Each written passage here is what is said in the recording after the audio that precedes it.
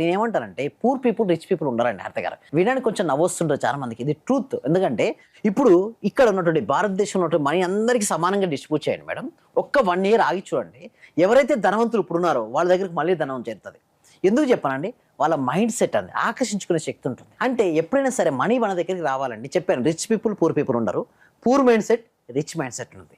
ఆ rich mind set ఏర్పరచుకోవడం వల్లనే వాళ్ళకు మనీ ఆకర్షించబడుతుంది. మరి సార్ ఎలా ఏర్పరచుకోవాలి రిచ్ మైండ్ సెట్ అంటే ఫస్ట్ ఆఫ్ ఆల్ థింకింగ్. ఏదైనా వస్తువు మీరు చూసినప్పుడు ఎస్ ఐ కెన్ అండి. ఇంటికి చూద్దామని కొత్త ఫ్లాట్ తీసుకుందాం మీరు వెళ్ళారు. వాడు చెప్తాడు మీకు ఎంత హైదరాబాద్ కాబట్టి ఏంటి 2 CR 3 CR 5 CR according to that area బట్టి స్క్వేర్ ఫీట్స్ బట్టి దానికి వాల్యూ ఉంటుంది. మనం ఎప్పుడు ఇంత అనొద్దు. అక్కడ చూసి మీకు నచ్చిందా ఎస్ ఐ కెన్ అని వచ్చేయండి. అది ఏదైతే ఉందో దాన్ని ఆల్రెడీ పొందినట్టుగా ఊహించుకోండి. మనం ఎప్పుడు కూడా చాలా మంది ఏం చేస్తారంటే వాళ్ళకు ఉన్నటువంటి స్థాయిని బట్టే వాళ్ళకు లిమిటింగ్ బిలీఫ్ సిస్టమ్ పెట్టుకుంటారు.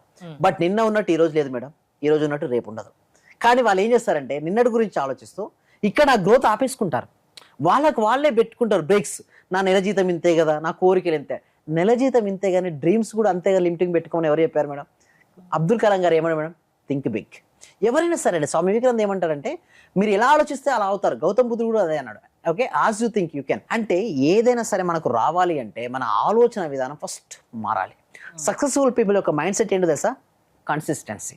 ఆ కన్సిస్టెన్సీ మైండ్ సెట్ ఉండడం వల్లే రిచ్ అవుతారు. ఇంకొకటి వారు ఏదైనా సరే నేను పొందగలను అనుకుంటారు. వాళ్ళు గొప్పగా ధనవంతులుగా అంటే వాళ్ళు త్రికరణ శుద్ధిగా ఉంటారు. కొంతమంది ఏమో ఆలోచనలో రిచ్ అంటారు.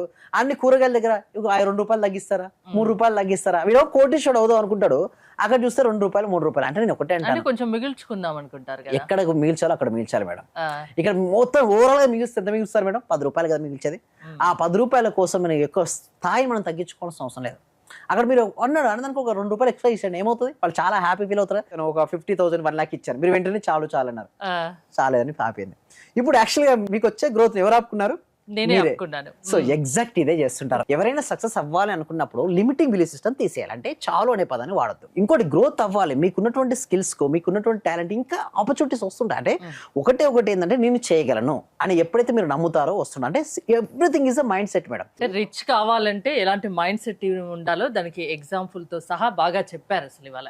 అవునండి. అంటే రిచ్ అవ్వాలనుకుంటే ఆపర్చునిటీస్ రిసీవ్ మోడ్ లో ఉండాలి, క్లోజ్ మోడ్ లో ఉండొద్దు. అంటే చాలా మంది ఏం చేస్తారంటే ఇది నాకు చాలు, నాకు ఇంత వస్తుంది కదా, ఓకే, అలాంటి మైండ్ సెట్ తో ఉండొద్దు. గ్రోతింగ్ మైండ్ సెట్ లో ఉండాలి. అంటే మనం ఎవరు మేడం? ఆత్మస్వరూపులం కదా, నిరంతరం గ్రోత్ అవుతూ ఉండాలి.